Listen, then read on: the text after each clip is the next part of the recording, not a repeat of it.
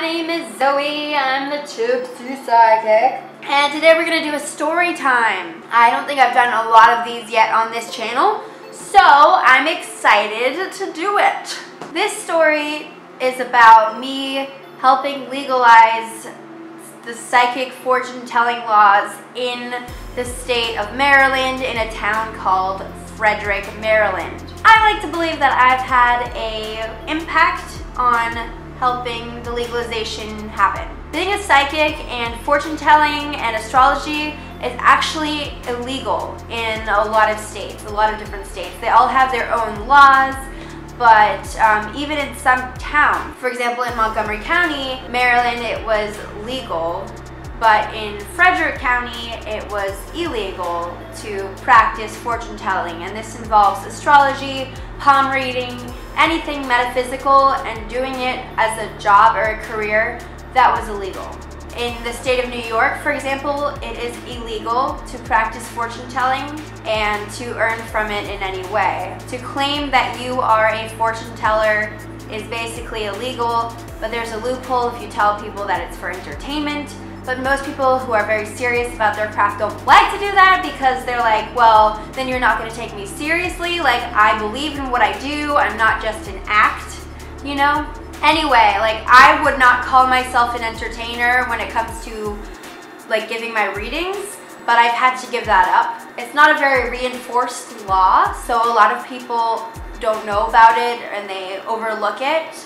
And like the police aren't knocking on your door like, did you do fortune telling? Because it's kind of archaic, you know? But a lot of people have been duped out of their money by other psychics or people who claim to be psychic, and those people are frauds, and they make people like me who are just trying to do their job and help people out look really terrible and, you know, illegitimate. So let me get back to my story. This was in 2015, I believe. It was the year right before I moved to Seattle, and I did not know that being a psychic was illegal. I did not know that what I was doing was not allowed. I'm not going to get into the legal details of it. I had no idea that in the law book for Frederick, Maryland, you could not be a psychic.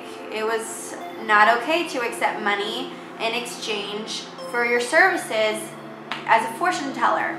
So, you know, when a reporter called me up from the Frederick News Post and was like, we're doing a piece on this upcoming council meeting, and I was wondering, as someone who claims to be a psychic in this area, did you know about this law? And I was like, no, I had no idea what I was doing wasn't allowed. Like, I got really scared because I had no idea that in the town of Frederick, it was illegal to be a psychic, and I had been giving readings to people, so I was like, holy shit. Luckily, it's not reinforced. It really wasn't like an important law there, and there was a metaphysical shop down the street who apparently didn't know about it, and if they did, they didn't really care because, you know, and there weren't a lot of psychics in that town, so no one really like knew about it. I think when it became clear that it was completely legal to be a psychic there, other psychics started to flock into that town. Just as I was leaving for Seattle, this reporter's like, will you be at the hearing or the council meeting on this date and that date? I don't remember exactly when. And I was like, wow, I guess I will. I'm gonna have to say something about this. Basically, what they were going to do is they were going to go through these laws, and they were going to decide whether they should revoke them or keep them. It's kind of like a revision. I don't know all the legal schmeal and talk and all that, but I wanted to make sure that they did repeal this law, that they did get rid of it, because it was archaic and it violated our rights as citizens for free speech. You know, it's back in the olden days, it was really hard for psychics because, you know, witchcraft and all, and it was seen as a sin to use, you know, runes or tarot cards, and it was sinful in the eyes of God and the Lord, and it just wasn't right, and it was an act of the devil. And so those laws were created as ways to protect people in the eyes of the church. There have been a lot of instances where psychics or people who claim to be psychics have said, you know, that they'll cure someone and they'll charge them like thousands of dollars, and people have gone bankrupt because they trusted a psychic or supposed psychic. That's why a lot of these laws still exist to this day, because if it were just about the church, they would be overturned by now. But there are people out there who like to take advantage of people and take all their money in exchange for information. And those people are absurd. And I hate those people because they make it hard for people who take this job seriously. I could rant about this all day, all night, for the whole week or more, but I'm not going to.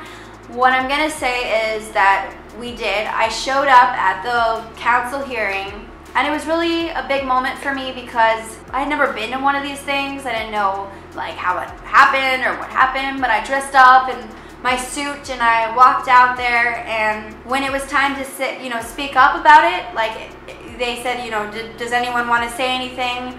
I wanted to make sure that like there's no way that they just kept the law. I wanted to make sure that they changed it. And I do like to believe that I had a strong impact on that. And I walked up and I made a very clear speech. It was televised, by the way. I don't know, it might still be in the archives on TV, online or something. But, like public station for the community or whatever. Yeah, so I like to say that I made a change, and yeah, they took away the law. And now it's legal in Frederick. But that was like a big moment for me, kind of as an advocate for the psychic arts, for the metaphysical times, like in the state of New York, I think it's a class B misdemeanor, not sure, don't quote me on that, but you can face jail time and a fine of like $500 if they catch you and if they like want to do something about it. They're little people who set up shops all over the place, claiming that they read palms and they'll cure you of things. And you just have to be very careful who you talk to. A lot of people like to take advantage. I, for one, understand that there's a lot of trust that goes into being a reader. People trust you with their problems and they trust you to guide them in a positive, safe way. And a lot of readers don't do that. And I don't like that at all. I'm not an advocate for that. I don't feel like that's helpful or productive for you, and I feel like that's just fraudulent and mean and cruel and yeah, wrong. In the state of Pennsylvania, it's cool, but in Philadelphia, it's not. And there was a time when like all the psychics were being shut down by the police. If you are practicing, you can either claim you're an entertainer or you can take that risk. I am currently not offering my services as a reader right now because I don't want to claim that I'm an entertainment act. So making these videos for you guys has been really, really nice, and it's allowed me to kind of continue on with what I do. And of course, I'm still a psychic. Just because I don't do it for money doesn't mean that I don't know what I'm talking about. And I did do it for a bunch of years. So I know my shit. Subscribe to my channel if you like this video. Bye.